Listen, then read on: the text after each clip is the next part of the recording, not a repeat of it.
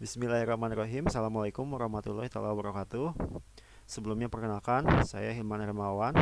Di sini sebagai moderator akan mempresentasikan konsep web service, di mana di sini ada beberapa anggota, yaitu yang pertama Asep Mulyana, yang kedua Hilman Hermawan, saya sendiri, lalu ada Wilianto Triatmojo, dan yang terakhir yaitu Jaki Mubarok.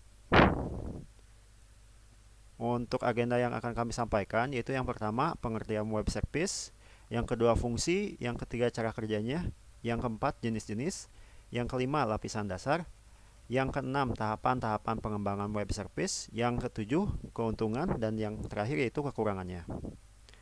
Baik, untuk materi pertama akan disampaikan oleh saudara Wilianto Triatmojo. Kepadanya saya persilakan. Baik, terima kasih untuk Saudara Hilman Hermawan. Di sini saya akan menjelaskan tentang pengertian web service. Web service adalah aplikasi yang berisi sejumlah database dan software yang diakses oleh sebuah perangkat melalui perantara tertentu secara remote. Penggunaan web service membantu user mengatasi berbagai kendala terkait interoperabilitas serta mengintegrasikan beberapa sistem yang berbeda.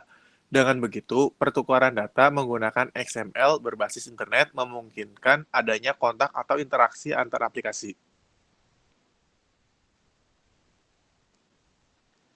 Fungsi web service. Fungsi web service adalah untuk membuat data bisa diakses. Web service memungkinkan situs web dapat diakses secara lancar dengan kecepatan yang stabil. Selain itu, teknologi ini juga berfungsi agar website bisa dibuka atau diakses kapanpun dan dimanapun. Web service mampu meminimalisir berbagai masalah terkait interoperability situs web yang tinggi. Fungsi web service memungkinkan akses melalui banyak protokol.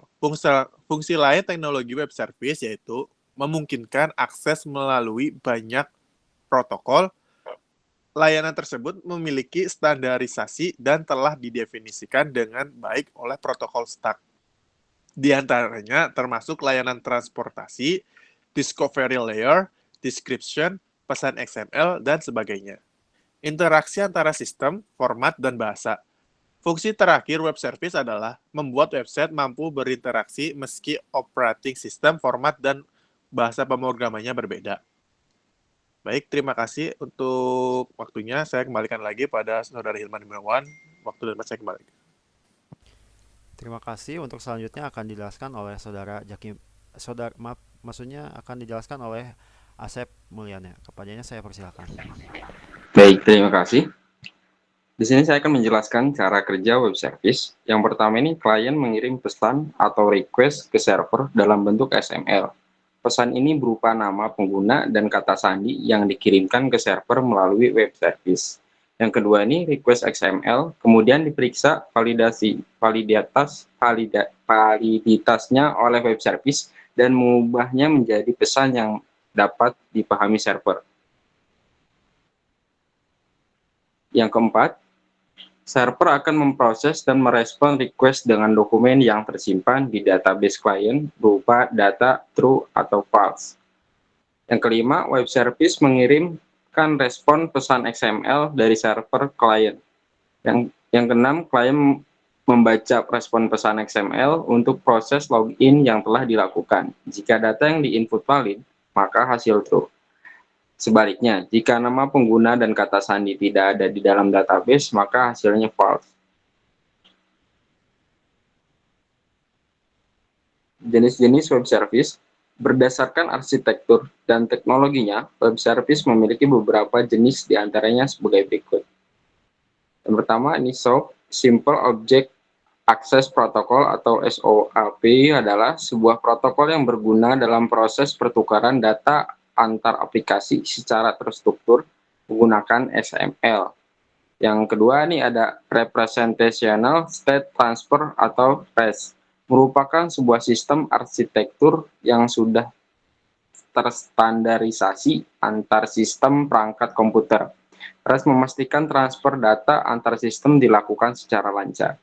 WSDL, Web Service Defined Language atau WSDL merupakan sebuah dokumen berformat XML yang termasuk dalam lingkup service description. Fungsi utama OSDL yaitu untuk mendeskripsikan isi sebuah website kepada klien.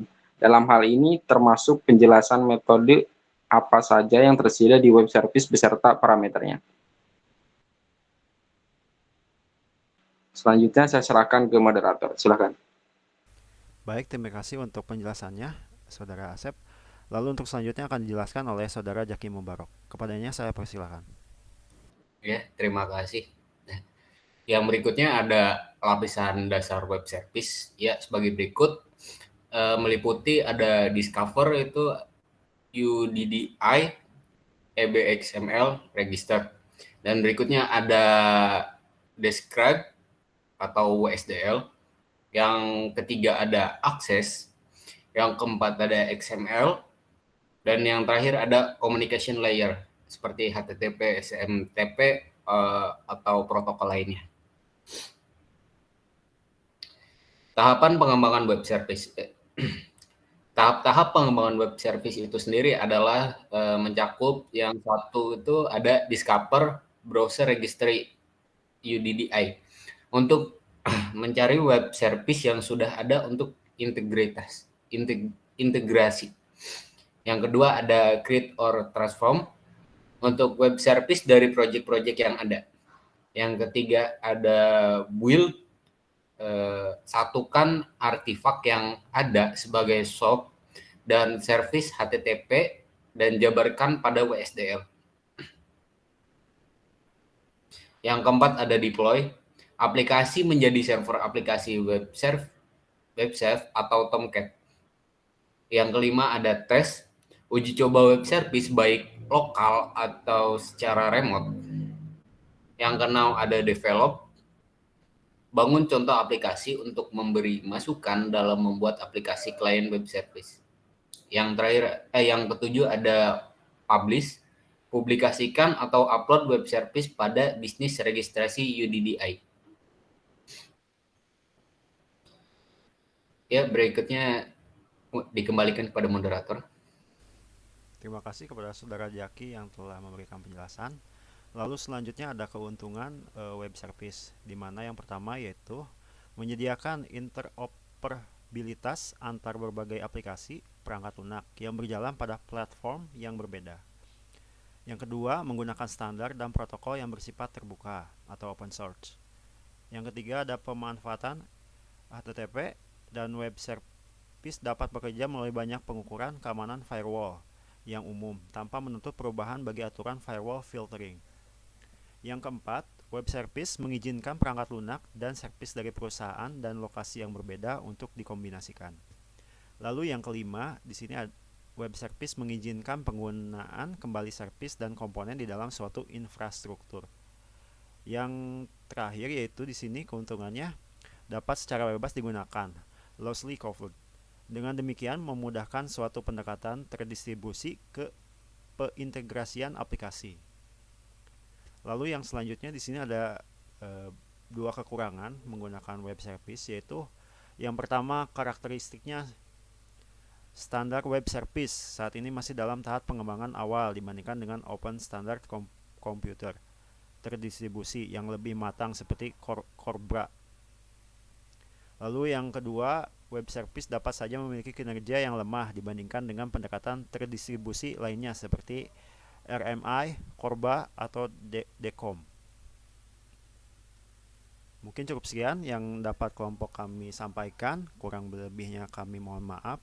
Jika ada pertanyaan, bisa komentar di bawah ini. Terima kasih. Wassalamualaikum warahmatullahi wabarakatuh.